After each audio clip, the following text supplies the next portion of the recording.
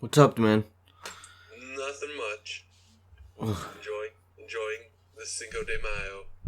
Oh yeah, it is Cinco de Mayo. I remember it because it's the day after everyone's favorite holiday, Cinco de Cuatro from Arrested Development.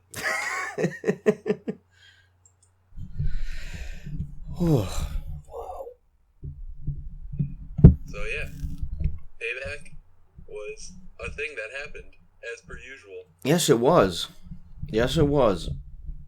We actually, I think the Payback was better than Mania. Well, I mean that's not exactly a huge bar to leap over. No. For one thing, it was half as long. Yeah. But I mean, a lot of matches delivered. There was, obviously some low points, but it was a good show. It was very watchable, which Mania at points was not watchable. Although they did have to follow suit with The Rock's long masturbatory promo with another one from the McMahons on this show. Yeah, I didn't think that we needed an entire half hour dedicated to Vince just saying, "Oh, hey, I'm gonna give it to both of you." Yeah, especially because it's like, oh, let's hear an argument for why this person should be in charge. It's like, oh my god, no. we know who these people are. You don't need to be like, look at how great I've been doing, and then change is like, but people cheer me. Right. Plus, the build for that was only 4 days. It was just so boring, and just for Vince to say like one thing, like, oh fuck it, I can't make a choice. This half hour just was a waste of time. Yeah, you're both in charge. Yeah, in its own way, it was kind of anticlimactic. I mean, it wasn't. Like, I'm kind of glad that he went with this decision because it wasn't what people were expecting. And it was a good way to change things up because I think everybody was just going to say, we're expecting him to say, Shane, you get Raw, and Stephanie, you get SmackDown. But that didn't happen. Which I kind of liked because I think that we don't really need to do the brand split again. We could do it, but I don't think it's necessary. And then that would mean that they would have to create 2 championship titles again, and it would just be too messy. But it was weird because they kept showing like different superstars talking to one or the other, like I guess trying to get their support. But it's like they're not the ones making the decision here. Like, what are they just trying to be like? Hey, man, if you don't fucking screw this up for me somehow, you will continue to be on the main roster, Apollo Crews. Yeah, I guess that's what it was. I didn't really see the significance, or it was just like, hey, if you I hope you become GM of everything so that you can give me a title shot. Keep smiling or you're fired, Apollo Crews. But yeah, it was just a nothing segment. This could have been on Raw. It didn't need to be on the pay-per-view. Yeah, it definitely could have been on Raw. But now we can look forward to weeks upon weeks of the McMahon squabbling in multiple segments over the course of shows. Ugh. Yeah. Yeah. Well, in other news, Adam Rose, he deleted all of his posts on his WWE suspensions today. But he apparently posted the doctor's note and everything. According to the doctor's note, he was prescribed Adderall for ADHD, and this is what he got suspended for. That I was surprised it was Adderall. I was expecting something way worse, and it's like he's got a fucking doctor's note. Yeah, so was I. As soon as I saw Adderall, I kind of chuckled to myself because I couldn't believe that it was Adderall. He needs it to stay up all night to study for finals. Yeah. I don't get it, and it seems like a doctor's note. I mean, the handwriting was terrible, so it probably is a doctor's note. Frank? Oh, yeah. Good, you're there. It's just like I don't understand why he would get suspended. and maybe now it's more of a point of like he spoke out, so now they're like, oh, we're just gonna punish you more anyway, as if being the social outcast wasn't punished enough. Yeah, I don't know. I mean, I feel bad for the guy because now he's got 2 kids. But, well, Titus is back. Yeah, that's true. So it's like they suspended one dad and they brought back another. But we really liked the dad that they brought back because he never should have been suspended anyway. But Adam Rose really should get his suspension lifted as well because that was kind of stupid. Does the WWE hate dads? That could be an interesting take. They form a dad stables with Kevin Owens. It's like, we demand respect. Well, they have to suspend Kevin Owens first, and then they could all come back as the sad dads. The sad dads. Or the mad. No, actually, no. They'd come back as the mad dads, and they would just wreak havoc on all the non-dad superstars. Oh my god, that'd be so great. And then like they could have the higher power, which is Chris Jericho, the ultimate dad.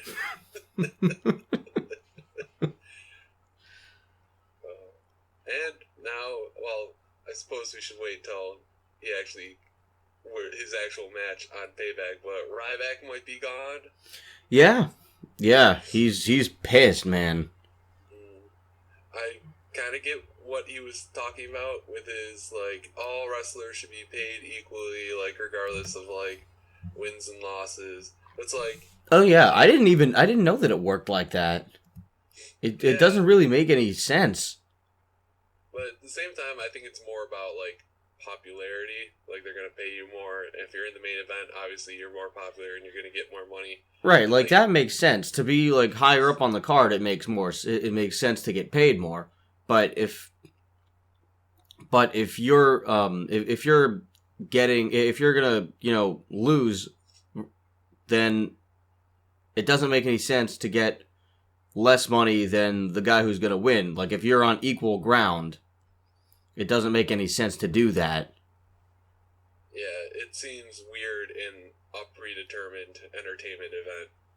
Right. If every member of the Social Outcasts is in a match with each other, whoever loses is going to get less money than the winner, but they're all on the same level.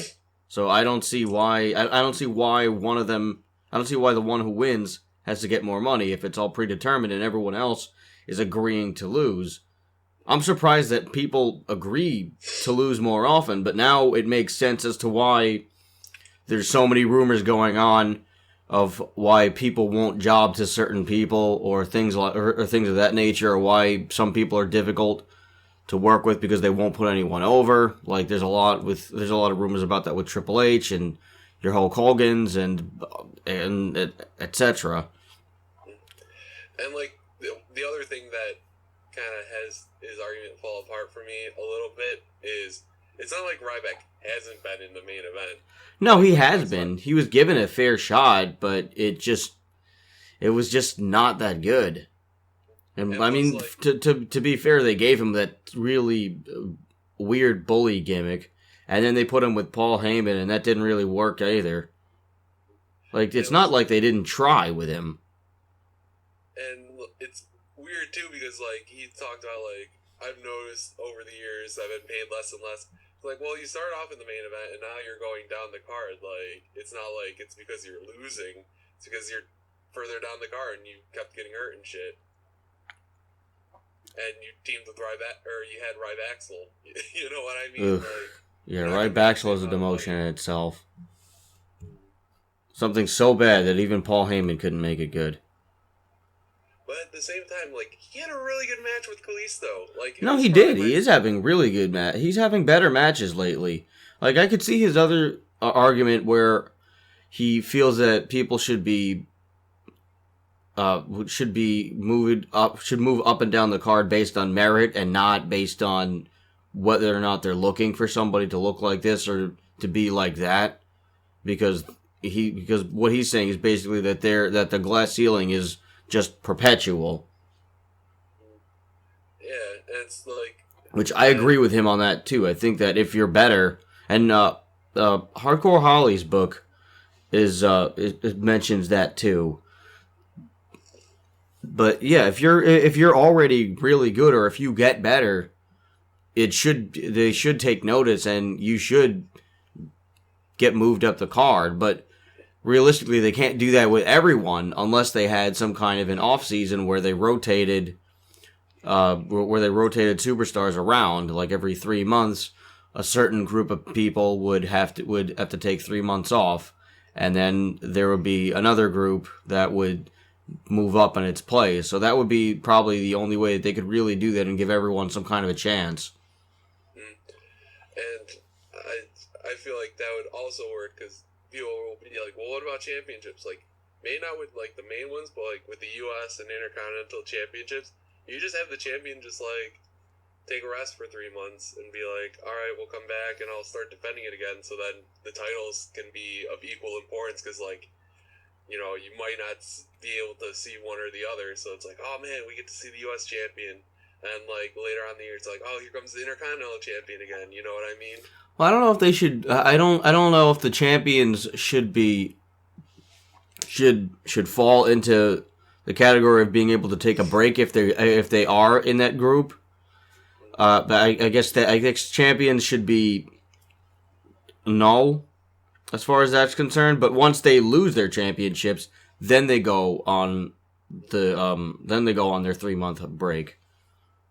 Then at the same time, you could also be like, well, you know this title reign isn't going to last long, so we know he's going to go on his break sooner rather than later. Well, not necessarily.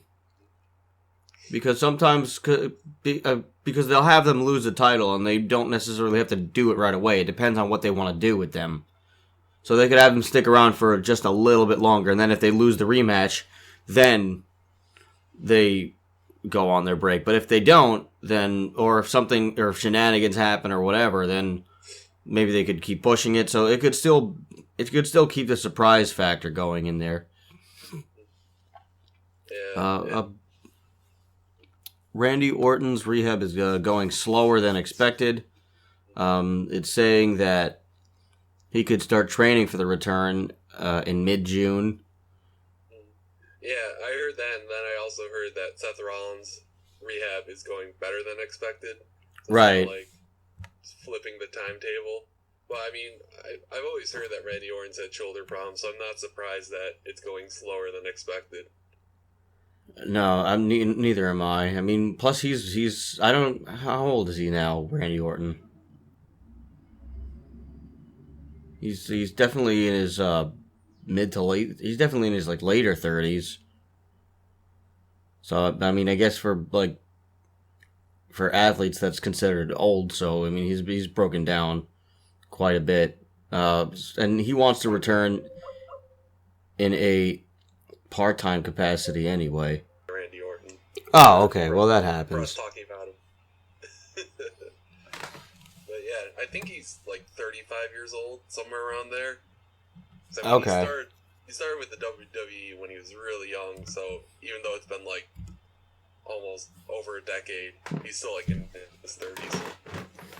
Right. Well, and also he's just had a history of shoulder problems, so I think, I mean, and he wants to come back in a part-time capacity, so I definitely don't see him rushing it either. Which is good, because it'll be cool to be like, hey, look, there's Randy Orton again, but it's like, oh man, like, they can't seem to figure out what they want to do with him at this point. He's either like in the main event or just doing nothing. Yeah, so I think that's another reason why he's gonna be taking it easy, as far as when he comes back, because a lot of times they try to rush a comeback and he doesn't necessarily, he already knows what the deal is, so he doesn't generally mind just taking the extra time off.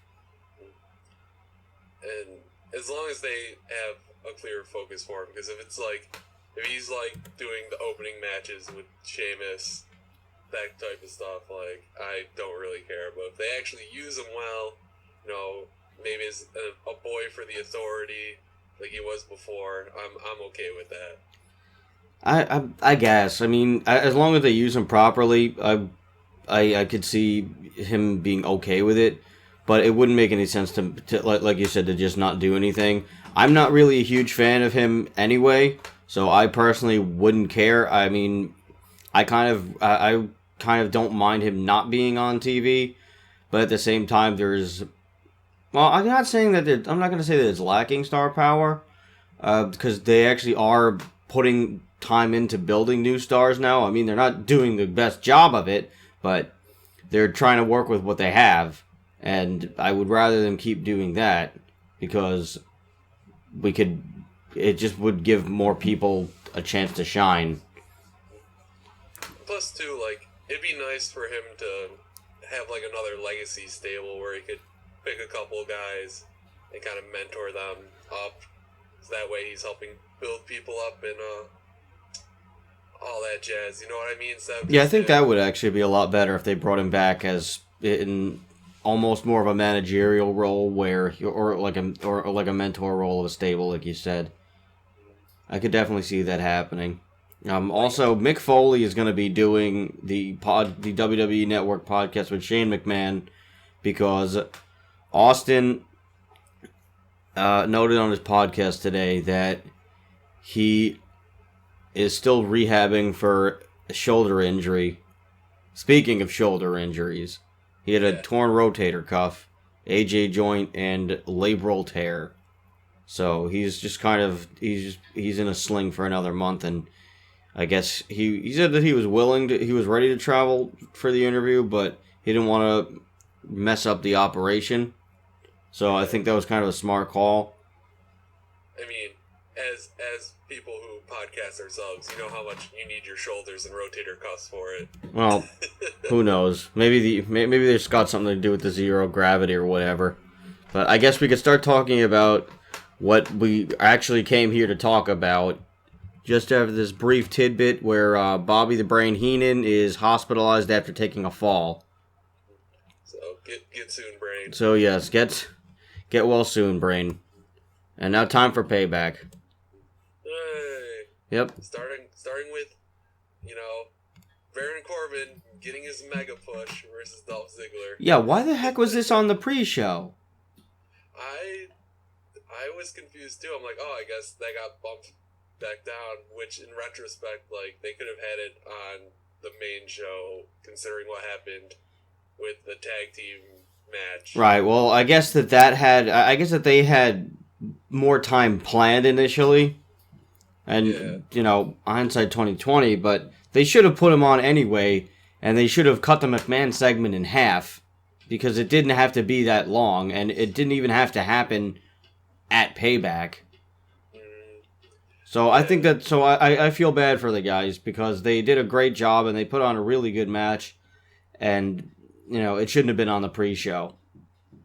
And people were surprised that Dolph won, but it was like... Yeah, I'm surprised that he won too, but the way that he won was fine. A roll-up is fine, and then Corbin, he took it out on him again on Raw, which I think it should have been right then and there again. I think he should have just went after him, or he should have... I actually thought that it would have been better if he had taken out the ref.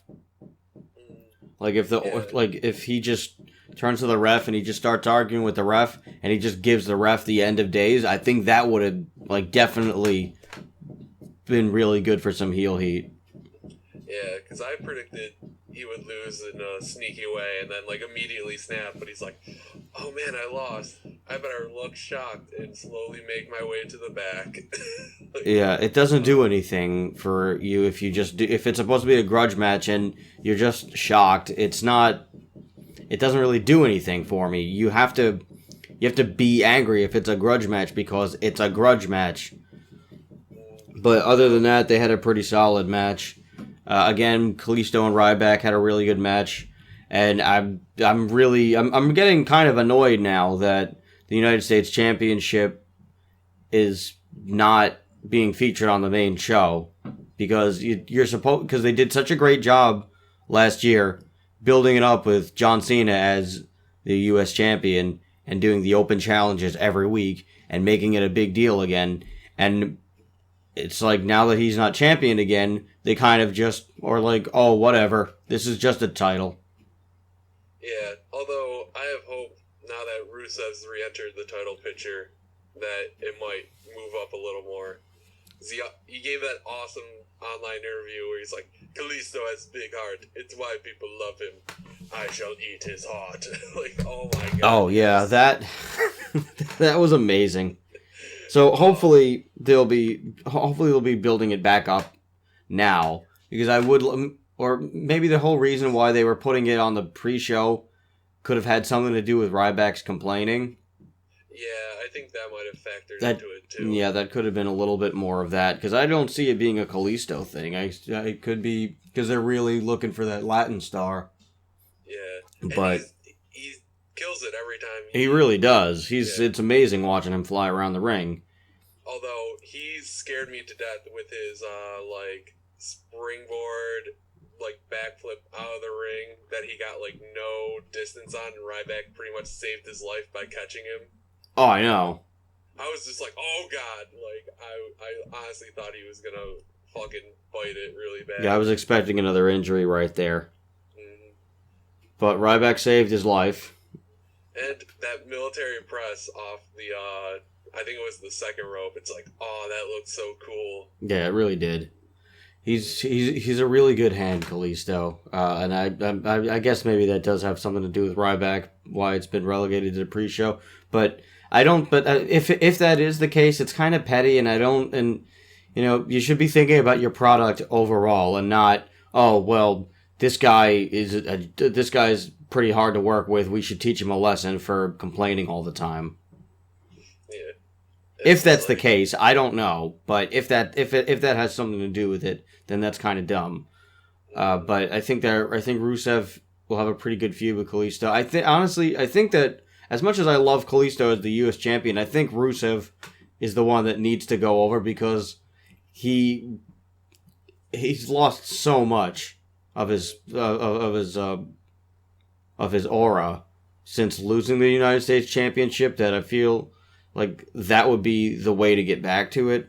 But what they should do with him is what they should have done in the first place when he was the U.S. champion, was make him just say that he refuses to defend the United States Championship and bring back the European Championship just for him. Because that would definitely get a really good reaction. Yeah, I'm 100% behind that. As long as John Cena doesn't come back and then lay waste to him again. Yeah, I don't want to do that again. I don't think we need to see that happen twice, because then the poor guy is just done. Yeah, it's like, oh no, not again. Yeah, really disappointing at what happened with the tag team. Yeah. It's understandable. Like, I'm disappointed because I want to see this match, but at the same time, that was a scary injury to Enzo Amore. Yeah, I didn't even notice what I couldn't figure out what happened until maybe the third or fourth time that they showed the replay. It's like, I didn't think the ropes were that, hard, but I think it was like the whiplash motion knocked him out. Yeah, I think that's what did it too. And he hit the back of his head real hard. I was just like, oh my god, like, he was just out cold and doing the gasping for breath, and I'm like, they're gonna end this match right now. Yeah, there was no way to not do that. When I saw your text, I thought that it was because they won, and I thought that you ruined the match for me, but it was actually the opposite. And when I saw it, I was like, oh, that's what he means. Yeah. It was a weird way to start the actual pay-per-view. Yeah, I'm sure Vince was pissed backstage. And the other thing too was like, and I was like, oh, now we get Kevin Owens versus Sami Zayn. It's like, it's going to be hard to appreciate this blood feud after seeing that. Though, like, it quickly, like, once Owens and Zayn started, that feeling quickly faded away. But it was a rough go for a bit. Right, because you're concerned. But after a while, I think that it was nice that they kept updating us from commentary on Enzo's condition, and he was actually fine. I mean, he got a concussion, so he should be off TV for a couple of weeks. But I'm glad that they still had Cass on in some capacity, and I feel like the Vaudevillains were supposed to win anyway, so I don't think that it really messed up their plans that much. Because seeing that as the Dudleys came out on Raw and they basically reignited the feud that way, I get this feeling that the Dudleys were supposed to interfere and cost Enzo and Cass the match anyway. Yeah, that's the feeling I got too. So it doesn't seem like it factored into their plans, the injury, too much. So I guess that's, pretty good. And for the actual portion of the match we got, it was pretty good too. Right. It was going to be a really good match. So hopefully we can get some kind of a rematch at some point when Enzo's ready. Maybe it could be for the tag team championship if they have the Vaudevillains beat the New Day at Extreme Rules. I don't see it happening. I see the New Day versus Enzo and Cass as like the money tag team feud for like SummerSlam. That's what we should get. I think that the New Day should hold the titles until SummerSlam as well. Mm-hmm. They should have like weekly debate sessions between the New Day and Enzo and Cass on various topics. I would watch the shit out of that. Instead of 20-minute McMahon promos, just have like two dumb-looking podiums. And be like, today's issue, global warming. What do you think about the homeless situation in China? Oh my god, I would watch this so bad. This needs to happen. Oh yeah. Alright, and then moving on, we finally got the Sami Zayn and Owens match, which should have been for the Intercontinental Championship, but it wasn't, but it spilled into the Intercontinental Championship match. So, I guess we'll be getting a Fatal 4-Way. Synergy. Yeah, I guess that's what we'll be getting at Extreme Rules, is some kind of a Fatal 4-Way for the Intercontinental Championship. I thought that it was weird that they had Owens go over clean, but I didn't see what the big deal was. I know a lot of people were complaining that he shouldn't have gone over clean, and that all of your crazy internet people were like, oh, he immediately buried him, where that's not a burial. They had a really great match, and it elevated both guys, which is what it's supposed to do, and they made it still matter as they're still feuding afterwards. I wish they kept like the one-on-one feud going, but now there's also a title at stake. Which is what should have happened the first time anyway. Yeah. So it's like, alright, I'll accept this, and plus, there's nothing wrong with adding Cesaro into the mix. Even The Miz. Yeah, well, The Miz has been on a roll lately. Oh, he's been the addition of his super sexy wife has brought new life to the character, and it's made him a really good heel out of it. Oh my god, my friend Kim hates his wife, and it's like she's like the perfect wife for movie star Miz. You know what I mean? You just hate him more for having like this like platinum blonde wife. Yeah. It's just like, yes, oh my god, and they play off each other so well. Yeah, and they pretty much just rub it in everyone's face. It's pretty damn entertaining. I just wish that during all this, the Miz kind of got more involved. It's like he had his match with Cesaro, and then like Zayn and Owens got involved, and he didn't say like a word during it. It's like, we need you to sell this, Miz. Like, all these guys are like the super indie stars, and be like, but have you ever been in a movie, guys? Yeah, we just kind of need him to just shove his 2 cents in there every now and again. Yeah, because otherwise it's going to be like, when Wade Barrett held the Intercontinental title before the first, like, ladder match of God, Mania, that poor guy. Where it's just like, I am also here, and I'm also the champion. Ugh, yeah, that... Oof. Yeah, that was hard to watch. Just bring back Miz TV. Have all the other guys on the show so he can be insufferable. And, he held his own against Cesaro pretty well. He did. I thought that they had a pretty good match. It was all, Cesaro being Cesaro. I love his, weird, almost kip-up spot where he kept doing it back and forth. Yeah. I feel like this is, a Bob Backlund thing. Yeah, this guy is crazy. Oh, speaking of Bob Backlund, apparently on SmackDown tonight, they're going to start the pairing of Bob Backlund and Darren Young, which I think is... I think it's weird, but it's something for Darren Young to do, and it might actually be crazy enough to work. I'm in the crazy enough to work camp myself. I think so. I can, as long as it's not because Darren Young is openly gay. I hope it's not they make him be oh, I'm gonna give you a makeover, Bob Backlund. Yeah, as long as they don't do that, or if they don't have Bob Backlund just what's wrong with you? You look great. You should be getting all the ladies at the club. And then Darren Young's just I don't think they'd be interested. Just as long as they don't do anything that's somewhat homophobic, or try to play off of that, I think they should steer clear of that as much as possible.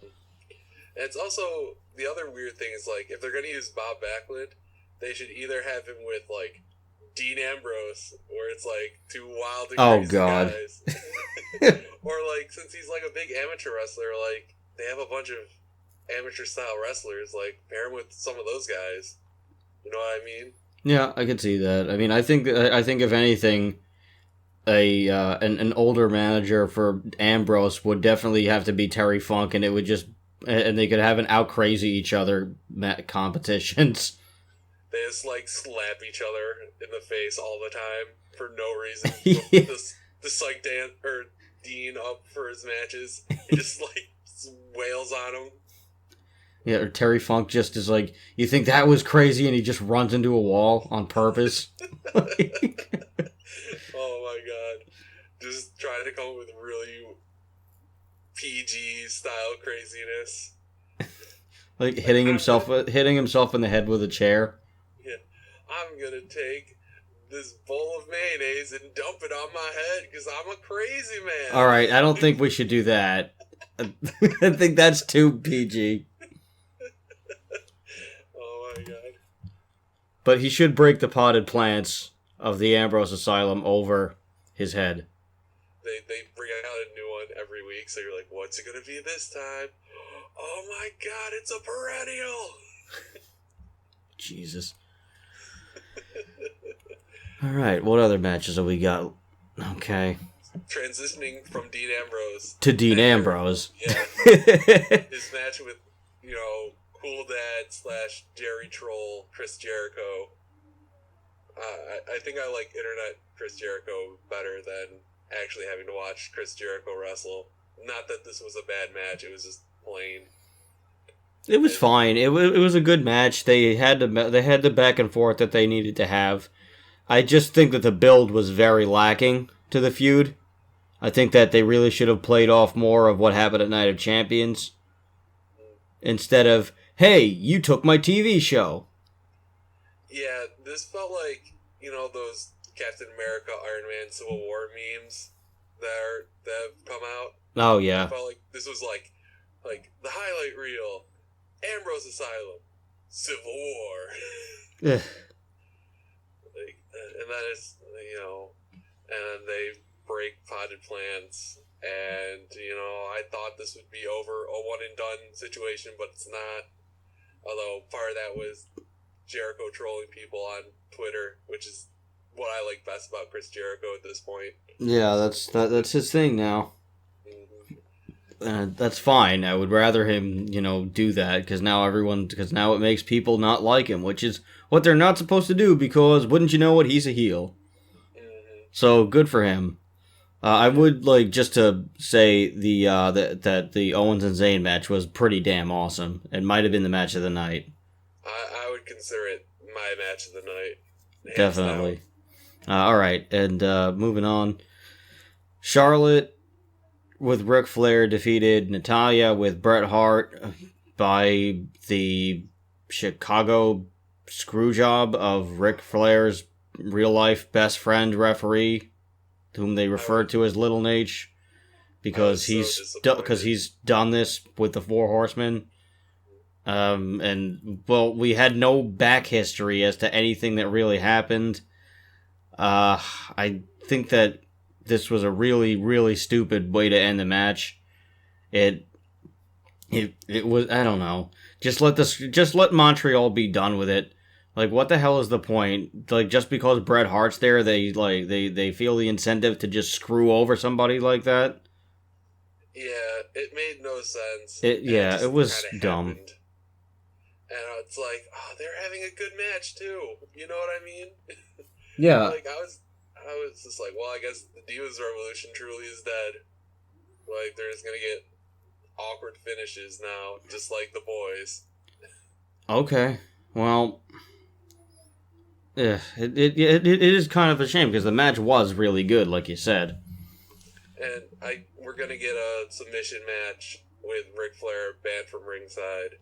So, hopefully that gets an actual... Well, that's a silver lining for sure.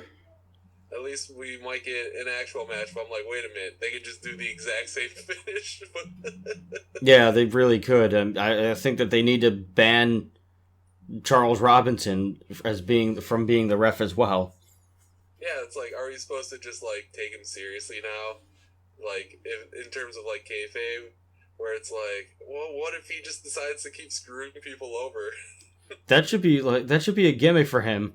Like, he just becomes the referee from the basketball game at Little Nicky, where he just like stops giving a shit and starts making up his own rules as he goes along.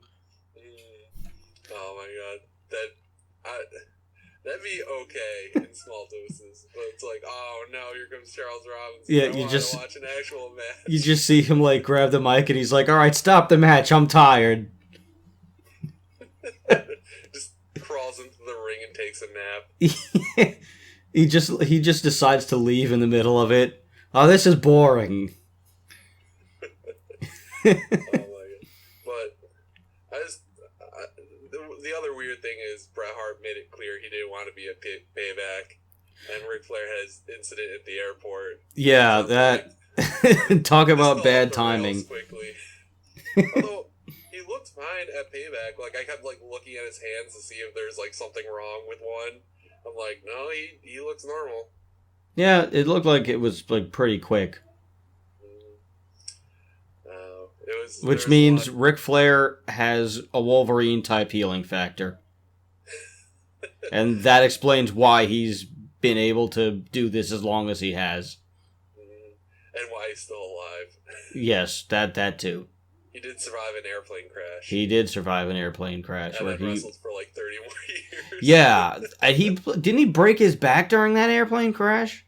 Yup. That's... Oh, yeah, he definitely has Wolverine healing powers. Now we gotta... Someone has to make artwork of Ric Flair's Wolverine. Somebody needs to show Ric Flair's adamantium skeleton. Oh my god. It's like, that would explain why he bleeds so much. Yeah. And then he's just fine. Yeah, alright, so Ric Flair is Wolverine. Yup. Boom. Makes sense. And then, after the women's match, we had the McMahon segment, which we already touched upon. Yes. Too long. And then we got our main event. Which was definitely the best match that Roman Reigns has ever had. It was it was awesome. Like, the whole time I was really into it. And I think that's why the crowd is starting to go with Reigns now. Like, we did hear more cheers on Raw, and they were they were in St. Louis in Raw, but in Chicago there weren't really the boos weren't that bad for him either. Yeah, I feel like having the McMahons out there first, like, they got all the boos and like all the chants, and then it's like, all right, like I think they actually built up the story of this match beforehand well, so people weren't like inclined to be like, here comes fucking Roman Reigns, gonna win the belt or keep the belt and shit. Right. Although I like for the intro package to this is like, it's a new era in the WWE. They show like all these new guys, and then it shows like Roman Reigns winning the belt from Triple H. I'm like, yes, this is when the new era started with fucking Roman Reigns winning the belt. Not those NXT guys. Well, I guess you could argue that because the following night they called up like everyone. I don't know. It's still like, yeah, I don't think Roman Reigns is the cause of a new era here. He definitely is not. I would say the new era started with Shane getting Raw. But okay. Alright, WWE. Alright. Just tell us whatever it is that you want to tell us because you're going to do it anyway. Yup. But yeah, these two had sneaky good chemistry. Yeah. I was not expecting the chemistry to be that good, but it was a solid outing. And then, the McMahon's kind of... I was not a fan of the multiple, restarts. I liked what they did at first, but only because I thought that it was going to lead to the Bullet Club coming out and sabotaging one, the other, or both. Yeah, there was a specific moment where Roman Reigns did his dive outside the ring and everyone was taken out. I'm like, alright, here comes, this is the time where something's going to happen. Yeah, that's what I thought. And nothing did. I was waiting for Finn to show up or something crazy to happen, but it was just oh, nope, I guess not. See you in 3 weeks for Extreme Rules, I guess. Yeah, it was weird because my whole thing was why would you have the match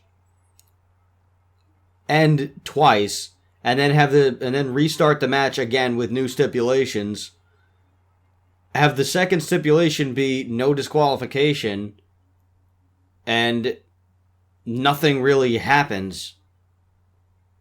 They just had a normal rest of the match. There was nothing else that happened that was DQ worthy. Yeah, it was just oh, now they're gonna do some crazy things Gallows and Anderson are gonna grab some chairs or something. Nope, nothing. I was like, well, alright. And then they booked the rematch immediately in a awkwardly funny segment where Vince is like, let's see the replay. And then, the logo shows up. He's like, oh, never mind. Yeah. I'm like, he's going to fucking... Someone got fired. Although he played it off pretty well. I was just inside he's going to be fucking... No, you could see in his eyes, he was like, I'm going to kill whoever didn't listen to me. But he didn't realize that he's on a 7-second delay. Yeah. But, and plus it's we get an Extreme Rules match from the get-go, which is probably what this match should have been, or something. Because it's it ended up being, an Extreme Rules match anyway. Even though nothing happened, but yeah.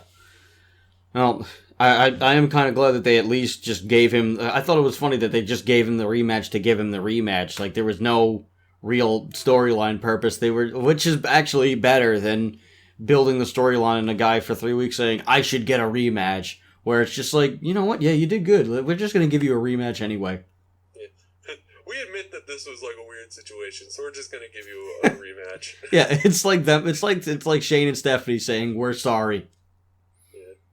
And, if they can keep... Because now, Raw did a good job of additionally building it up where now, AJ was forced to choose, and he did it, and he paid for it. Yeah, I thought that they were going to even bring Finn up on the Raw. Yeah. Because it had a similar feel to it, where... at some point they were just having the regular match. Or I thought that maybe even after the match, when he had to choose and he didn't choose, I thought that we would hear Finn Balor's music and he would come out. And then he would just and they would all proceed to beat down AJ. But that didn't happen either. Yeah. And the only, thing I kind of don't like about this build so far is we already have the Bullet Club losing. Reigns pinned Gallows, I want to say, on Raw. No. AJ Styles pinned one of the Usos. Oh, think maybe I was thinking about, like, because I think on SmackDown they did the 50-50 booking. Oh, So- I wouldn't know. I didn't watch that. I didn't watch last week's SmackDown. But it's like, oh, come on, like... They need to stop with the 50-50 booking because it doesn't help anyone. And plus, it's like they're new, and like they haven't really wrestled that much yet, like, and they're already taking pins. Like, granted, it's from the champ, but at the same time, like, they should be just wrecking people. Yeah. Or, you know, I hope they get a match with the Usos. Yeah, I'm sure that's what it's building towards. I'm sure at Extreme Rules they'll have a match with the Usos. Because they need to get, like, more involved.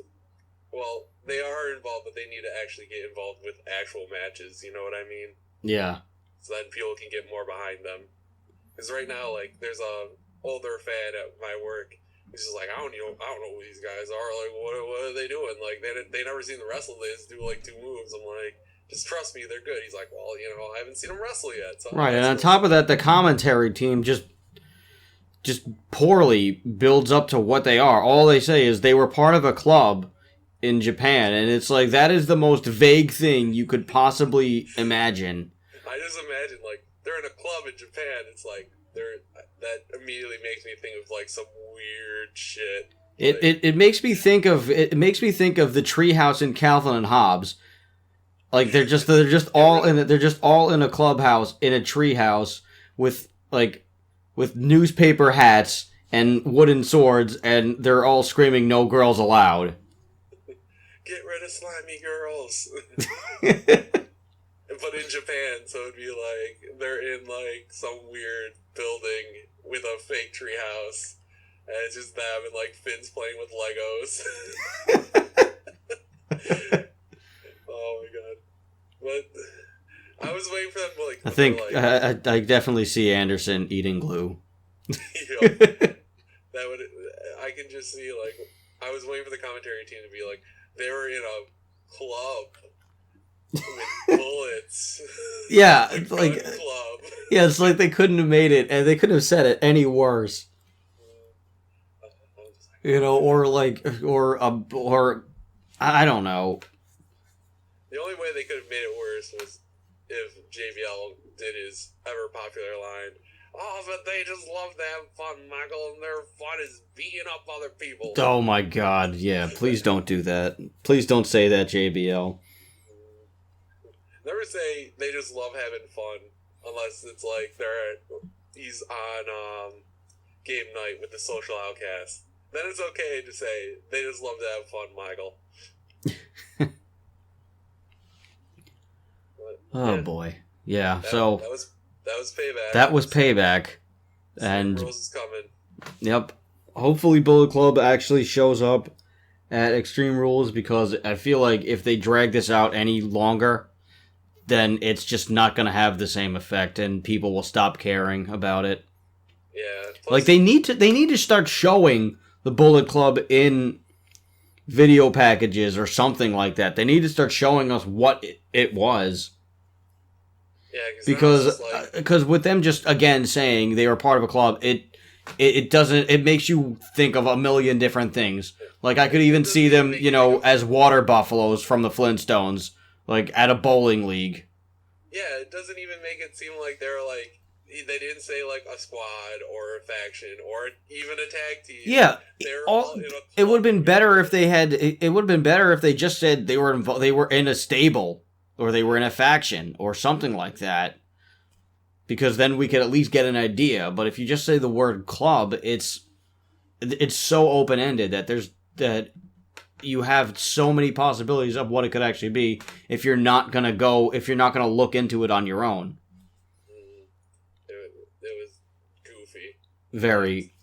So commentary needs to get better at doing that. WWE needs to do a better job of showing us what the club actually is. And we need Balor and or Nakamura to come up sooner than later, because it's gonna take away. I mean, they're already losing momentum as it keeps getting drawn out. Yeah, stalling for time is not a good idea here. No, Although, you need to strike while the iron is hot. considering like they had 2 pay-per-views within 3 weeks of each other, like I guess it's not like we're gonna be waiting a really long time if they do show up at Extreme Rules. No, but at the same time, it's like, come on, can you just do this already? Yeah. Just give us what we want. Just give us what we want. You already got our $9.99 for this month. But we'll see what happens, and we'll talk about these builds as they build. I'm Chris, And I'm Frank. and this has been Manopera. Bye bye. Bye, everybody.